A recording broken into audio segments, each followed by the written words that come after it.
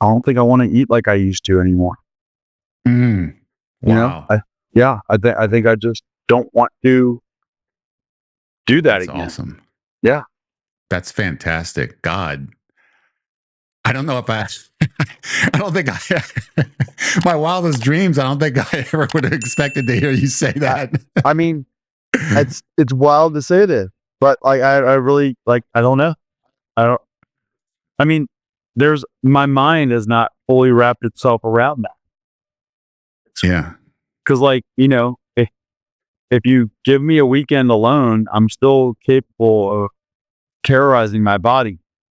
You know what I Mhm. mean? Like that's probably like my default setting still. But like in general, like if you give me like a month to myself, I'm not gonna do that on the regular. I really think if you left me alone for a month, that would get old real quick, and I'd start to be more disciplined on my own. And I don't know. I don't need to find out right now. I don't think we need to do any crazy experiment. I don't want to play with that, but I feel like there's been a pretty drastic mindset shift even already at this point. Mm, I don't know what yeah. the heck you've done, dude. I don't know what you've done, but you are like the ultimate life coach. And yeah, you put you did something with the wiring.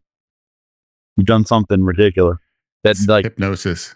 I don't know what it I've is, been dude. hypnotizing you every week and you just didn't know it. I don't know. I don't know, but it's good. It's good. I've never dreamed this possible. Well, having to meet here every week has forced you to focus on a goal and consistently focus on a goal for over 2 months.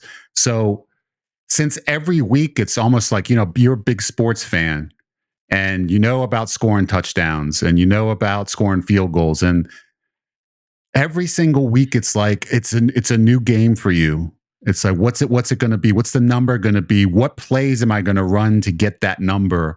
Did those plays work? Did those plays not work?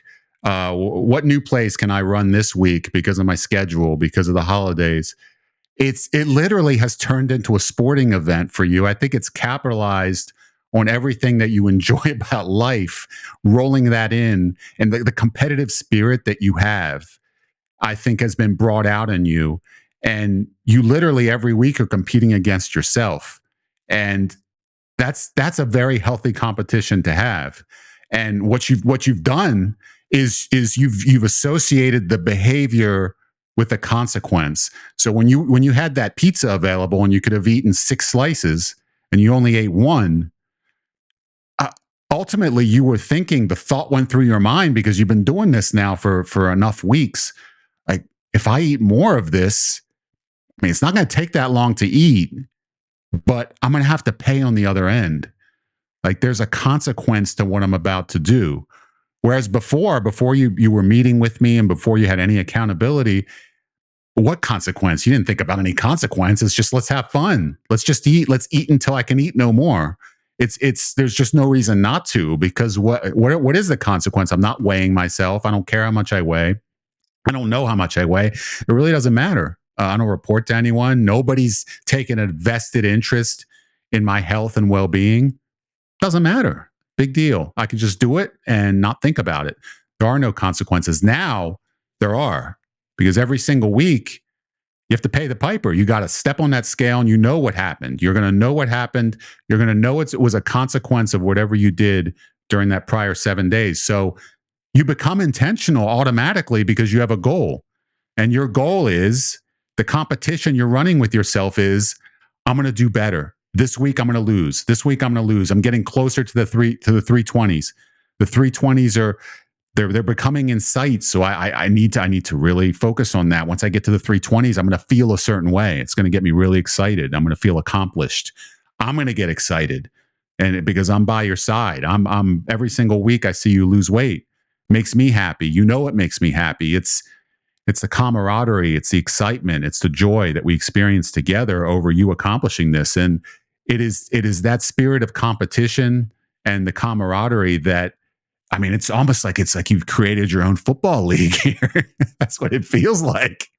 It really has become a game, and a fun game, and a game that has subtly over the past 9 weeks has subconsciously started to reprogram you, the way that you think, the way that you think about food, the way you think about moderation, without ever using the word moderation, without me ever saying to you, yeah, you just gotta cut down on the amount that you eat of the normal foods you eat, without ever putting any limits, without me trying to put limits on you.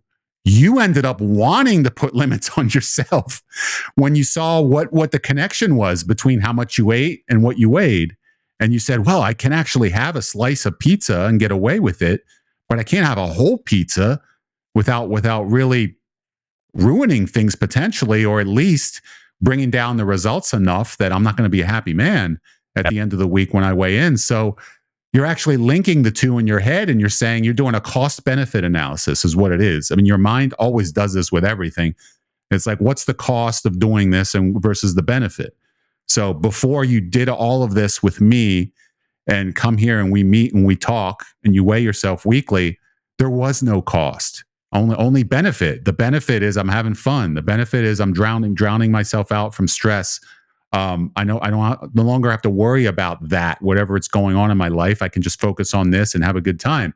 And that was very easy. There was no cost to that because you didn't know what you weighed, didn't care what you weighed, didn't think about any of that. Now that that's in the forefront, it's the cost benefit analysis is much different. It's like the benefit is, yeah, I get to have fun for 20 minutes, 15 minutes, maybe 10 minutes, but ultimately what's the cost? The cost is, man, like at the end of the week, I may not hit that number. I may gain weight, and I don't want that.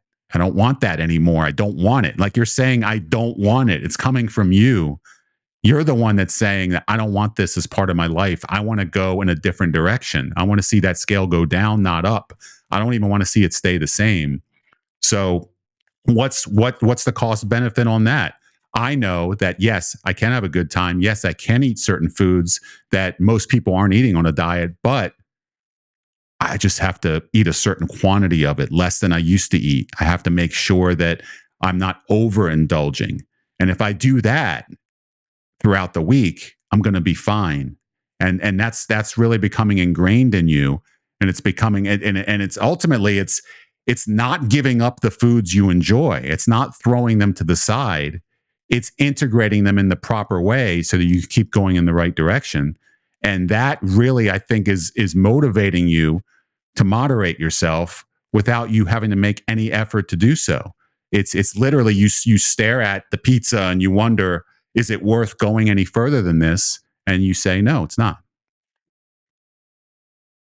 Yeah, I'm shocked. I'm just shocked. Like I'm really learning about moderation, like you said, without using the word before right now. And it's not a sexy word. It's really an ugly word. I don't like that's the why word. I've never used it until now. Yeah, I appreciate that. I really appreciate that. It's not a pretty word.